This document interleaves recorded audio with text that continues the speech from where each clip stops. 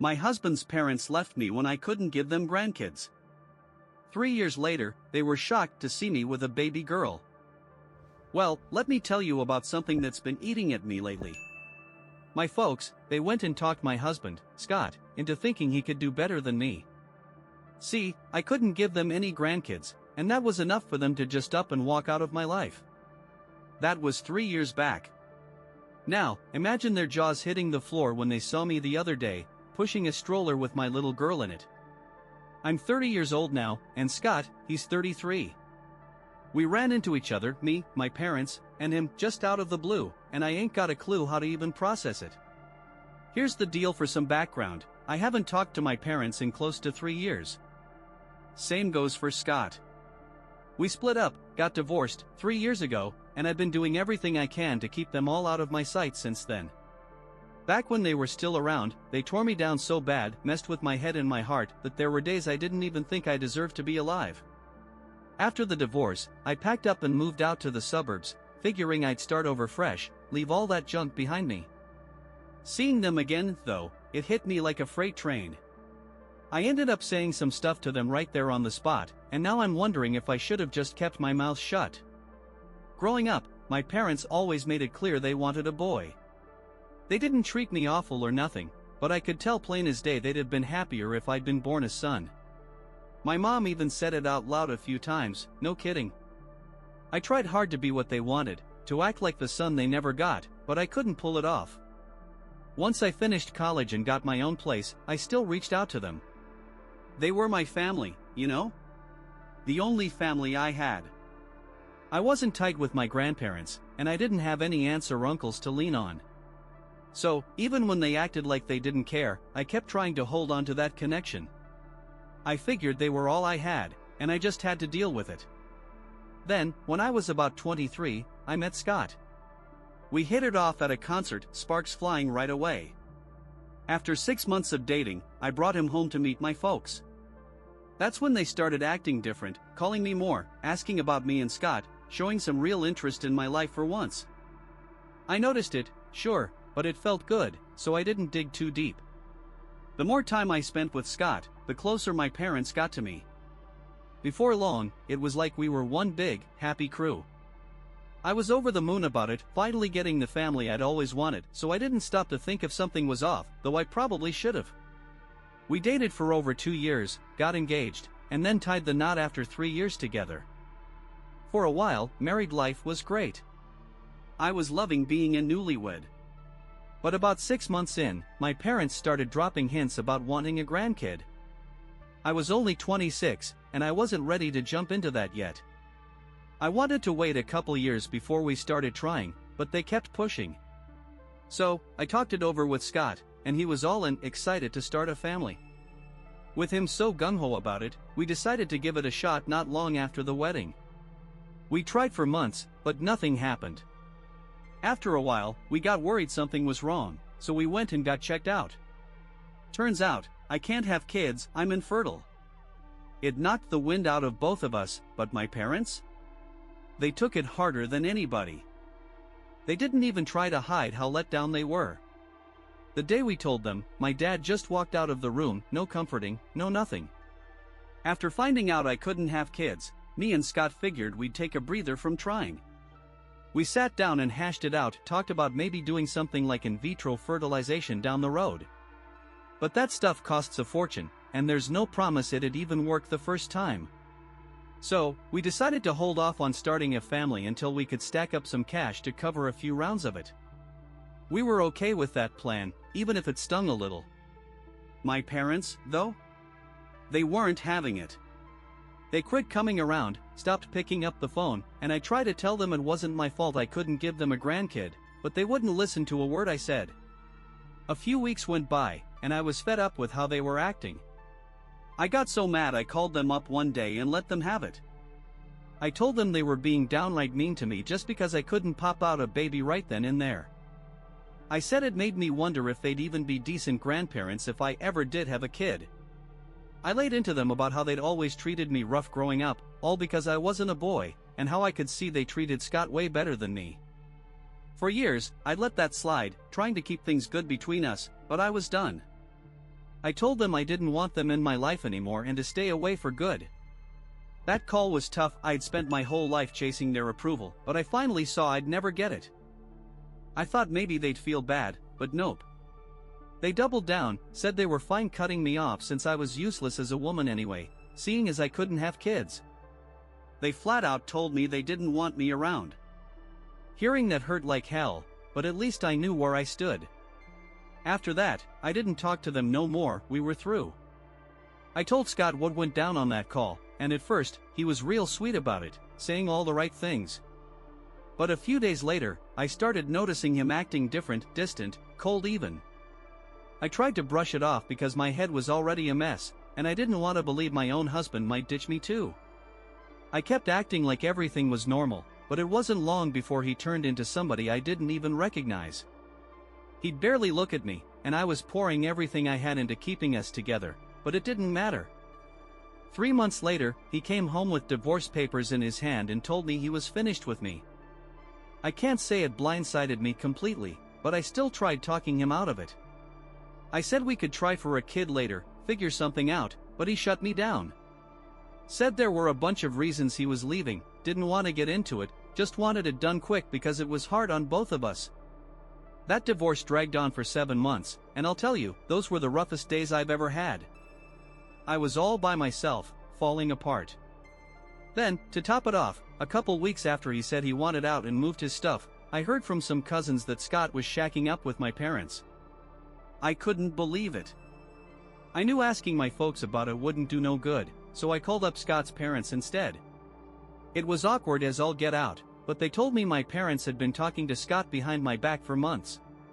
Sounded like they'd been filling his head with nonsense, convincing him to walk away from me. Scott's folks didn't like it one bit, but he'd gone and fought with them over it too, and they weren't even on speaking terms with him anymore. They didn't know exactly what my parents said, but Scott let it slip to them that my mom and dad told him he could do better than me. I reckon they were so desperate to have a son somehow, and since I wasn't giving them no grandkid and wasn't talking to them neither, they latched onto Scott. They got him to dump me, and there I was, left in pieces. After Scott left me high and dry, it took a good while to pull myself together, months, really, but I managed to climb out of that hole. I swore I wouldn't look back, doing whatever it took to shove the past out of my mind and move forward. Once the divorce was final, I sold the house, hauled myself out to the suburbs, landed a new job, switched up my whole look, you name it. I blocked my parents and Scott on every social media site I could think of. I even told all my old buddies and kinfolk I didn't want to hear a peep about them ever again, and I sure didn't want them knowing what I was up to either. Everybody respected that, and for the last 3 years, I've been working on myself with a therapist, living a pretty decent life. Only thing gnawing at me was not having a kid.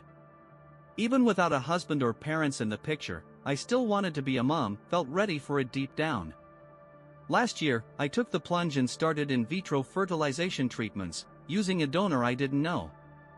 4 months ago, I had my baby girl, and let me tell you, life's been a whole lot brighter since she came along. I'm happy, plain and simple. Then, about 4 days back, I was out walking her in the stroller, just enjoying the day, when I ran smack into my parents and Scott on my own street. It threw me for a loop. I thought maybe they'd track me down, but turns out they were coming out of a house a few blocks over. When they spotted me, I froze up like a deer in headlights. I should have turned tail and gone home, but my feet wouldn't budge. They strolled right over, said hello, and didn't waste a second before asking about my little girl. Far as they knew, I couldn't have kids, so they were curious. I told them straight up how it happened, and by then, I'd snapped out of it enough to start heading back to my place. But Scott grabbed my arm, saying he was glad he'd run into me because he'd been thinking about me a lot lately. He said they were there visiting his aunt, who'd just moved nearby, and him seeing me felt like some kind of sign from above that he ought to patch things up and give us another shot. My parents were right there too, chiming in, telling me I should let them come over to my house so we could sit down and catch up on everything they'd missed out on. I couldn't believe they had the nerve to say that, like I'd just opened my door to them after all they'd done. It took me 3 solid years to get over that mess, and I'm still sorting through it in therapy. So, I lost it a little, told them I'd sooner let a pack of rabid wolves into my home than them cause at least the wolves wouldn't stab me in the back. I laid it out for them, said they should quit acting like they gave a damn about me or my life. The only reason they were even talking to me was 'cause I had a kid now. My parents saw a grandkid in reach, and Scott figured since I'd had one baby, I could crank out another, and he could just slide back into my world like nothing happened. It made my stomach turn, realizing they didn't see me as a person, just some baby-making machine. They'd all walked out when I needed them most, leaving me to pick up the pieces alone. I knew my folks had it in them, 'cause they'd been real clear since I was a kid that they'd rather have a boy, and to them, a woman's only worth was tied to popping out babies. But Scott? That one stung worse. He'd been with me for years, held me up when I was down, and still, he went right along with my parents' twisted game, ditching me when I was at my lowest. I hadn't let go of a single word they'd thrown at me back then, and I tossed it all back in their faces. Told them since I was such a worthless woman, and since Scott could do better, they ought to leave me be. I'm usually quiet, shy, even, but that day, I was hollering at them loud enough to wake the neighborhood. 3 years of bottled-up hurt came pouring out, and it got ugly. When I'd said my piece, I bolted home, slammed the door shut, and locked it tight. I felt sick as a dog after that, couldn't even drag myself to work for a couple days. Just stayed home with my girl, replaying that run-in over and over in my head. I didn't know what to do about it till last night, when my phone rang with some number I didn't recognize. I don't usually pick up calls like that, but for some reason, I did. It was Scott, and I could hear my parents in the background, whispering loud enough I knew they wanted me to hear them. I tried to keep my cool, told him not to call me again or I'd have to take steps to make him stop, and I didn't want it to come to that. Said the same went for my folks, I was done with all of them, had been for 3 years, and I only answered to make that crystal clear. Scott didn't let me off the phone that easy, he begged me to hear him out. I didn't want to, but I couldn't make myself hang up, so I let him talk. He started saying he knew he'd screwed up big time, and my parents had too, but it all came from them being let down. He told me they'd all been real excited about having a kid in the family, him, my mom, my dad, the whole lot of them. When they found out I couldn't have one and wasn't jumping to try in vitro fertilization till we had more money saved, it hit them hard. He admitted they didn't handle it right, but now they wanted a chance to show they could be part of my life again, prove they deserved it. I let him finish, then after a few seconds, I told him I wasn't buying a word of that garbage. They wouldn't have given me the time of day if they hadn't seen me with my little girl that day, that's the plain truth of it, and I was tired of them pretending otherwise. I was about to cut the call, but then my parents piped up from behind him, loud and clear. They said this was exactly why they'd washed their hands of me years back. According to them, I'd been selfish when I found out I couldn't have kids, only thinking about myself. They claimed I kept shoving myself in their faces, begging for them to prop me up and pay attention to me, even though they were hurting over the news too. That's why they all pushed me away, they said, and it's how I ended up alone. I didn't stick around to argue, I hung up right then and there. I know they were just trying to twist things around, make me feel like the bad guy, but it still got under my skin. I started second-guessing myself, wondering if maybe I'd been too needy back then, asking for support when I found out I was infertile. I just needed to clear my head about it, get some peace of mind. Now, some folks might wonder why my parents didn't try for another kid if they wanted a boy so bad.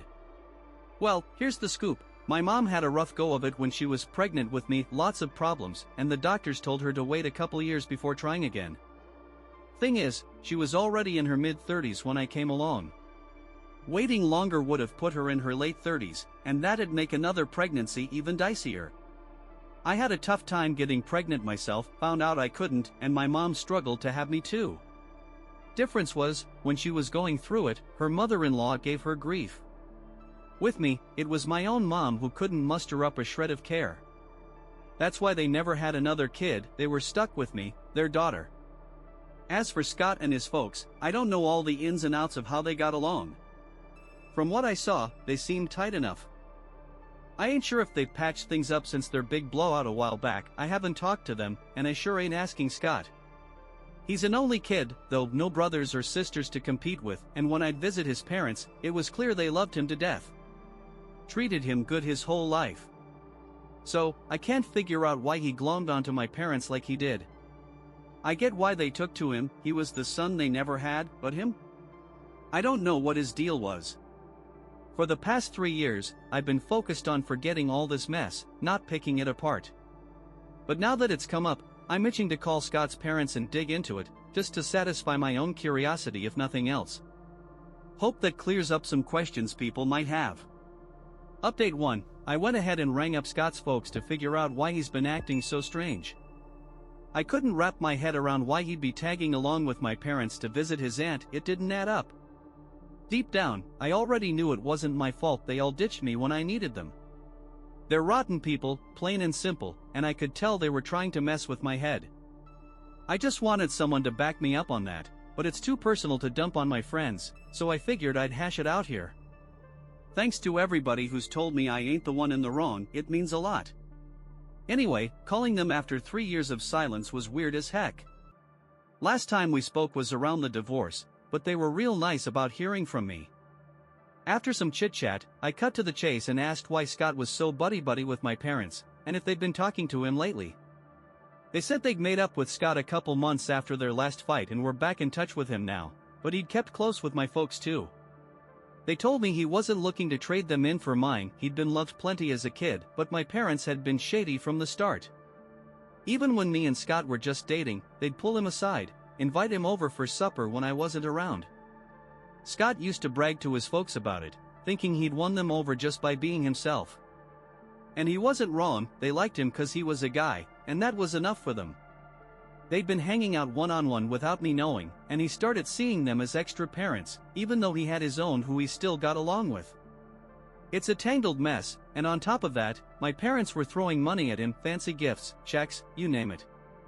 Turns out, that cash my parents were tossing Scott's way was what he'd offered to use for in vitro fertilization back when we were still hitched.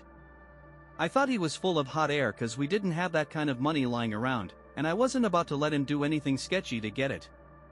He didn't want to fess up that it came from my folks cause then he'd have to spill the beans about how tight he'd gotten with them. Even so, I put my foot down on the in vitro stuff. I didn't believe he had the dough, and I wanted us to save up proper.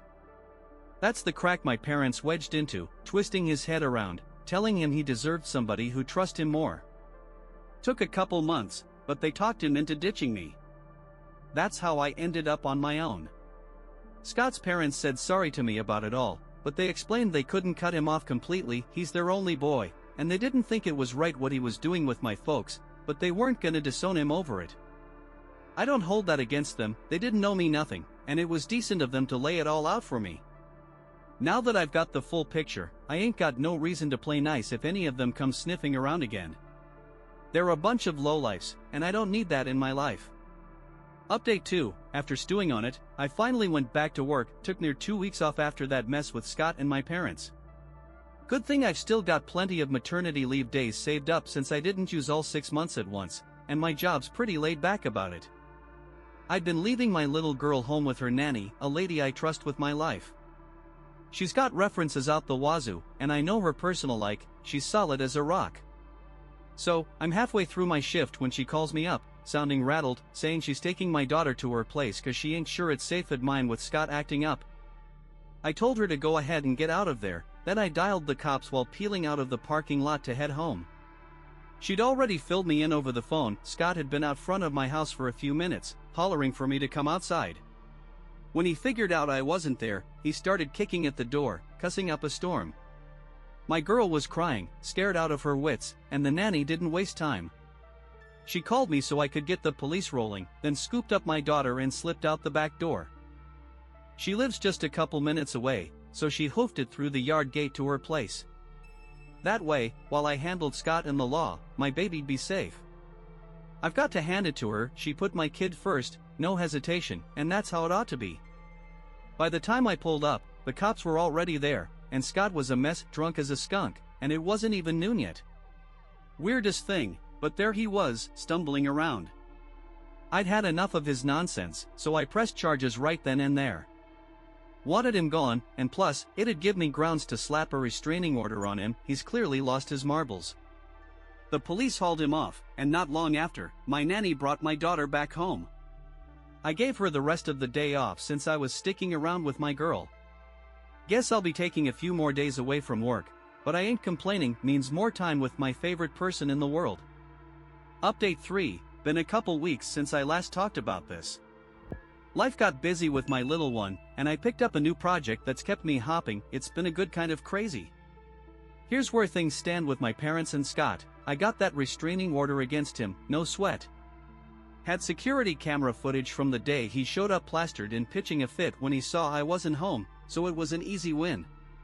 My parents must have sized up the situation and figured it wasn't worth the hassle, 'cause they've kept their distance since. Scott's folks told me they're done with him after what he pulled. They ain't talking to him no more. Seems he's been striking out trying to find a new woman, even though he's dead set on starting a family. Can't do that solo, and he don't like the idea of adopting, so maybe that's why he flipped out that day. Don't mean I've got to let it slide, though, not after all the hell he and my parents put me through. They ain't gone quiet about it, mind you. My folks are still running their mouths, bad-mouthing me to anybody who'll listen, cousins, whoever. It's pitiful 'cause it ain't working. Everybody knows they're the ones who did me dirty, and now they're playing like they're the ones who got wronged. That ain't how it goes, and they're finding that out the hard way. Me, I'm just glad they'll never get near my daughter. I'm making damn sure of that. Me and her, we're gonna have a great life together, no interruptions, and I'll be a way better parent than the sorry examples I grew up with. Me and my daughter, we're set to have a good, peaceful life, just the two of us, and I'm gonna make sure I'm a better mom than my parents ever were to me. They were a lousy example, and I ain't following in their footsteps. Thing is, after that blowout with Scott and my folks, it left me rattled. I kept thinking back to when I found out I couldn't have kids, how I leaned on them for some kind of comfort.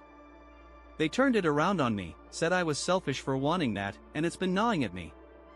I know they were just spinning lies to mess with my head, but I needed to hear it from somebody that I wasn't wrong to ask for support back then. That's why I'm laying it out here, to get it off my chest and settle my mind. Now, folks might be wondering why my parents didn't just have another kid if they were so hung up on getting a boy. Well, my mom had a real rough time when she was carrying me, tons of trouble, and the doctors told her she'd need to wait a few years before trying again. She was already in her mid-30s when I was born, so holding off till her late 30s would have made it even riskier. I had my own struggles trying to have a kid, ended up finding out I was infertile, and she went through something similar having me. Only difference is, her mother-in-law was the one giving her a hard time back then. With me, it was my own mom who couldn't be bothered to care. That's why they never had another. They were stuck with me, and I wasn't what they wanted. As for Scott and his parents, I ain't got the full rundown on how they got along. From what I could tell, they were on good terms. I don't know if they've patched things up since their last falling out. I ain't kept tabs on them, and I sure ain't asking Scott.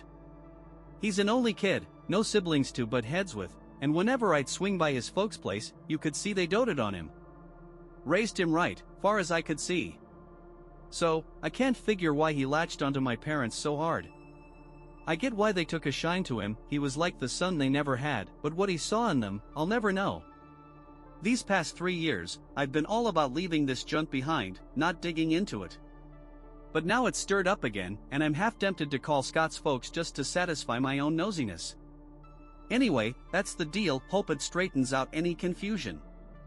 Extra bit on Scott's folks. I don't have the whole story on Scott and his parents' setup, but they seem to get along fine from what I saw. No clue if they've made peace since their last spat. I haven't checked in with them, and I ain't talking to Scott. He's got no brothers or sisters, and his folks always treated him good when I was around. Loved him plenty, that much was clear. Beats me why he got so cozy with my parents. I know they saw him as their golden boy, but his reasons? That's a mystery. I've been trying to forget all this for years, not puzzle it out, but now I'm thinking I might need to ring his folks up and get some answers, just for my own sake. Update 1 recap. Like I said, I called Scott's parents to figure out what's up with him. Couldn't make sense of him trailing my folks to his aunt's place. It was too odd. I already knew I wasn't the one to blame for them leaving me high and dry. They're just awful people trying to twist my head around. I needed somebody to tell me I was in the right, but it's too heavy to dump on my buddies, so I brought it here. Appreciate everyone who's backed me up, means a lot. Talking to them after 3 years was strange, but they were glad to hear from me. I asked straight up why Scott was so thick with my parents and if they'd been in touch with him. They said they'd smoothed things over with Scott a few months after their last fight and were talking again, but he'd stayed close with my folks too. He wasn't looking to swap them out, he had a good childhood, but my parents had been sneaky, pulling him in even when we were just dating. They'd have him over for meals when I wasn't around, and he'd tell his folks how he'd won them over just being himself. He wasn't wrong, they ate it up 'cause he was a guy. They'd been buddies behind my back, and he started looking at them like second parents, even with his own still in the picture. Plus, they were tossing him money, big gifts, checks, the works.